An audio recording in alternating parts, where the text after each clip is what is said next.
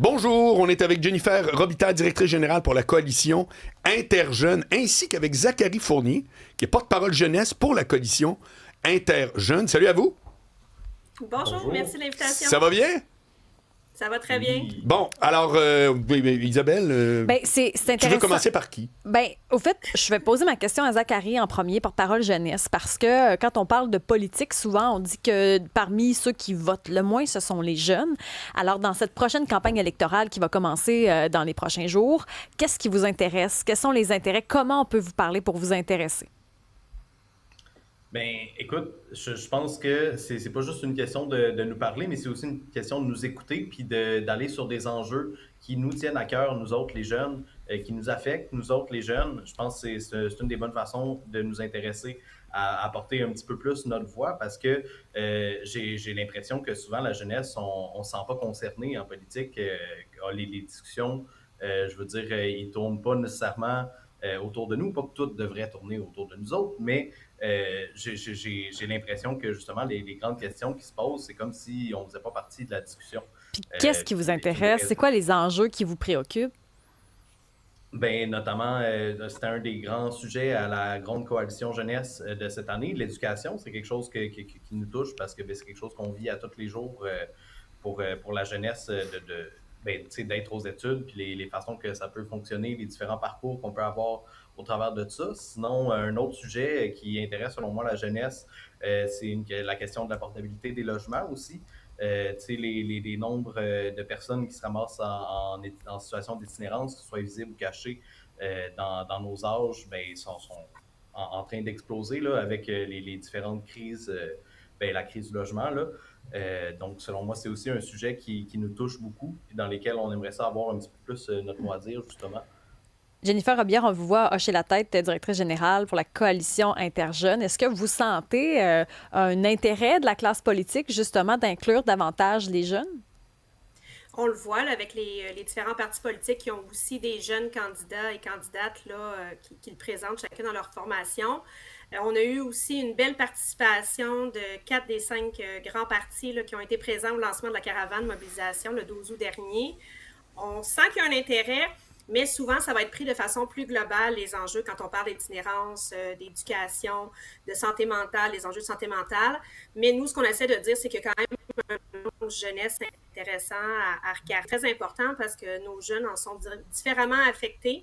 Quand on parle notamment à l'accès au marché de l'emploi, la passation de l'éducation au marché de l'emploi, l'accès aux services, la route pour l'autonomie là, pour nos jeunes adultes. Donc, on a besoin d'avoir des questions jeunesse directement discutées.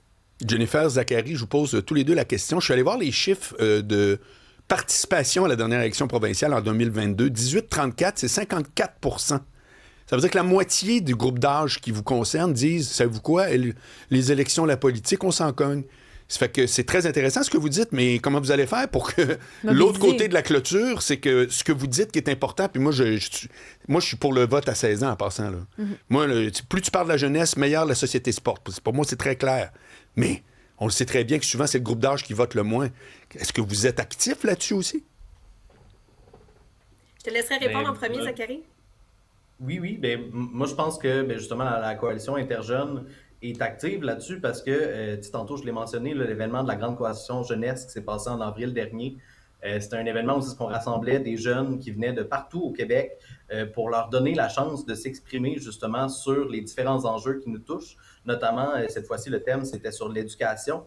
Fait qu'on on a parlé de justement des différentes façons que les jeunes aimeraient ça, voir le système d'éducation évoluer pour mieux coller à leurs besoins. Hein. Puis ça, je trouve que c'est une super belle façon de mobiliser les jeunes à avoir envie justement de prendre part à ces discussions-là, puis de prendre part à la politique, notamment en votant, c'est de justement leur donner l'impression qu'ils ont un pouvoir de changement là-dessus. Parce que ce que j'ai l'impression, tu sais, dans la façon que vous le disiez, là, vous disiez, ça veut dire que 46% des jeunes, ceux qui n'ont pas voté dans derrière ces élections, ils s'en cognent. Mais selon moi, c'est pas qu'ils s'en cognent, c'est qu'ils se sentent impuissants face à tout ce qui se passe. Puis ça, je pense que c'est un sentiment qui touche pas seulement les jeunes. Il y a beaucoup de personnes que je connais dans ma vie privée qui justement un sentiment d'impuissance par rapport à tout ce qui se passe là-dedans, donc n'osent pas prendre leur voix pour essayer d'aller apporter du changement.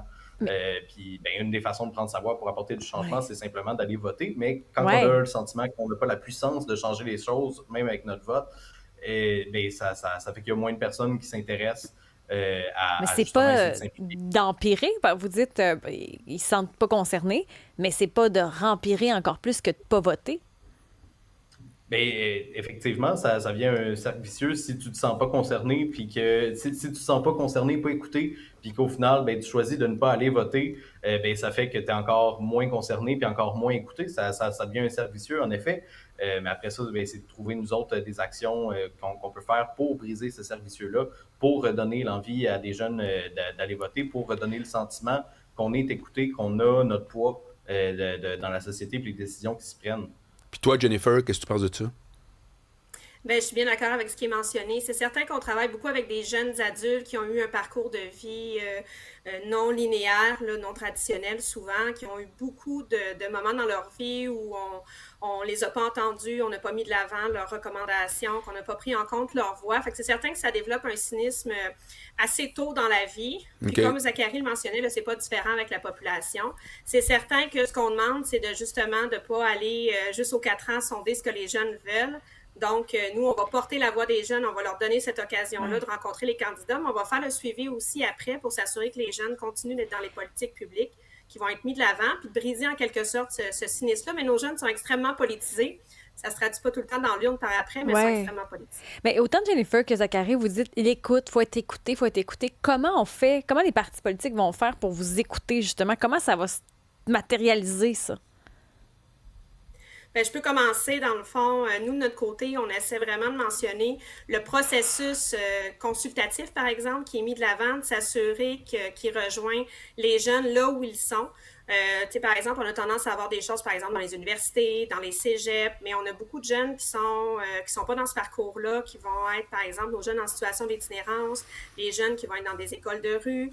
Donc, d'aller là aussi où est-ce que les jeunes sont moins traditionnellement vus, pour s'assurer d'avoir leur voix à elles et à eux aussi, et de mettre des processus là, qui donnent le temps aux jeunes de participer aussi. Donc, pas juste d'avoir une consultation en Estrie, par exemple, pour rejoindre tous les jeunes de l'Estrie, mais de s'assurer qu'on a différents points de chute. Puis je laisserai Zachary continuer, là, il y a plein de bonnes idées aussi. Là. Ben oui, là-dessus, je te rejoins pas mal. Là. Selon moi, la façon d'écouter les jeunes, c'est justement de leur demander leur avis puis de le considérer d'une certaine façon. J'ai même l'impression que à certains événements qu'on fait, il y a certains partis où c'est ce qu'ils font acte de présence pour montrer ah oui, nous autres, ça nous intéresse ce que les jeunes ont à dire, mais au final, sont plus dans un aspect de représentation que dans un aspect vraiment d'écoute. Là. Même on l'a vu le 12 août dernier, il y a certaines personnes qui sont venues puis qu'après avoir entendu le parcours personnel des jeunes qui étaient porte-parole pour la coalition Interjeunes, ils sont venus nous parler par après, puis là, en essayant de décrédibiliser qu'est-ce que nous autres, on leur avait donné notre propre expérience, en leur disant « Ah, ben là, il ne faut pas croire qu'est-ce qu'on voit sur Internet et tout ça », alors que le jeune en question avait parlé de sa propre expérience de vie, tu sais, c'est pas des choses inventées. Mais j'ai l'impression que ça passe aussi par donner une crédibilité à ce que les jeunes disent, que ce soit de leur expérience, que ce soit de leur revendication. Il faut qu'on soit capable de redonner le sentiment que c'est pris au sérieux. C'est une des façons, selon moi, qu'on peut augmenter ce sentiment-là d'être écouté. Je vous souhaite que ça marche. Jennifer Robillard ainsi que Zachary Fournier, qui sont respectivement directrices générales pour la coalition Interjeunes et porte-parole jeunesse pour la coalition Interjeunes. Salut! Salut, merci. Un grand merci. Merci beaucoup.